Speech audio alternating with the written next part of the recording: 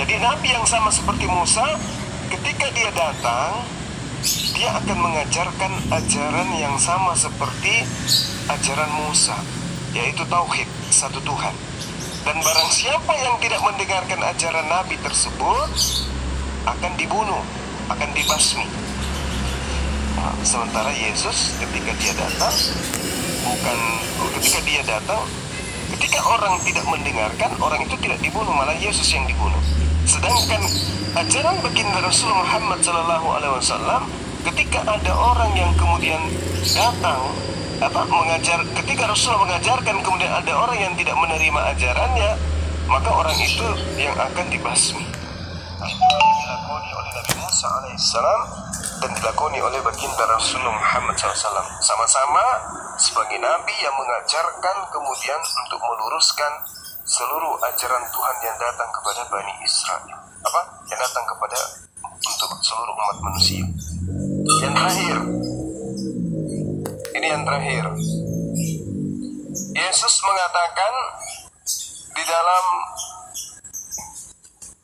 Yohanes 16 nomor 14, ya, apabila ia datang roh kebenaran, maka dia akan memuliakan aku.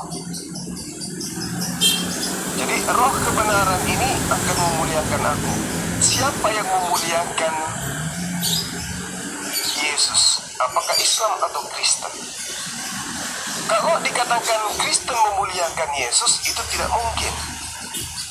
Kenapa? Karena Yesus diajarkan lahir di kandang binatang.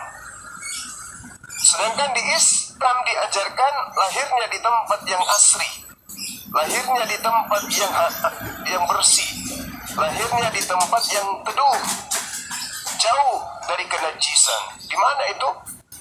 Dekat dari pohon kurma yang rindang. Udaranya tentu segar, udaranya tentu asri. Sedangkan di kandang binatang, sudah kita tahu bahwa kandang binatang itu sudah pasti bau, sudah pasti busuk, dan seterusnya. Itu satu.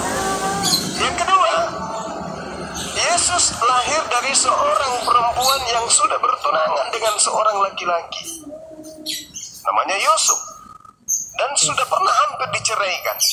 Itu mencederai.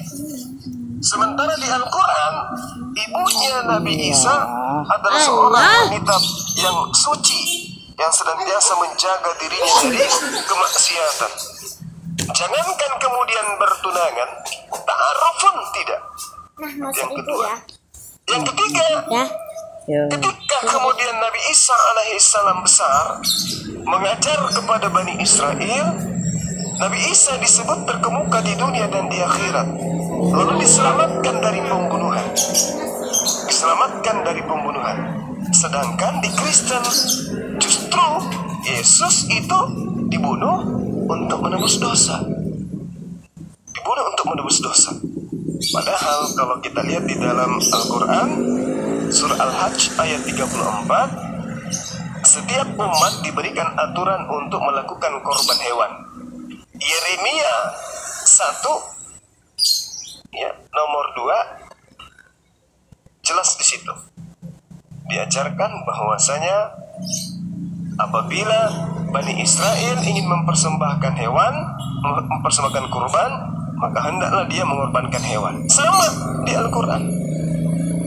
Di Al-Quran juga begitu. Mempersembahkan hewan. Yesus juga perintahkan persembahkan hewan. Di mana? Matius 8 nomor 4. Hendaklah engkau mempersembahkan persembahan yang diperintahkan oleh Nabi Musa. Yesus mengajarkan melakukan persembahan Nabi Musa. Apa persembahan Nabi Musa itu? Tidak lain dan tidak bukan adalah hewan, bukan manusia.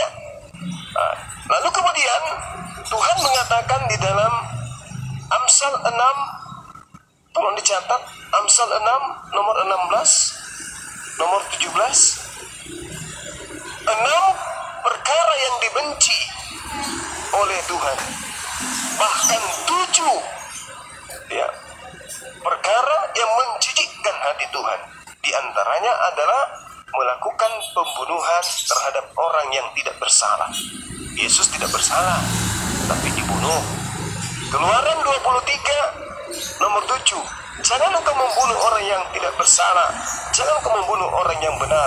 Sebab Masya Allah, banyak benar rezekinya mu'alaf. bersalah. Paus, singa, Masya Allah. Dalam hal ini Kristen itu semuanya Berkah Aldo, berkah. tapi malah merendahkan. Masya Allah, subhanallah.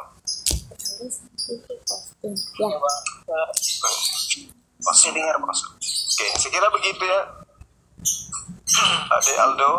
Jadi kalau ditanya kenapa kamu memilih Islam, karena Islam memuliakan Yesus. Diam, udah mah. Islam memuliakan Yesus. Apa buktinya? Yesus diberitakan di Islam terangkat ke langit, tidak tersentuh oleh kematian. Dia dimuliakan, terkemuka di dunia dan di akhirat. Sedangkan di Kristen dia mati, kemudian mati dengan cara terkutuk di atas tiang salib. Masya Allah, banyak benar gift, Masya Allah. Secara mengenaskan dengan cara terkutuk di atas tiang salib. Seperti itu, demikian. Boleh nak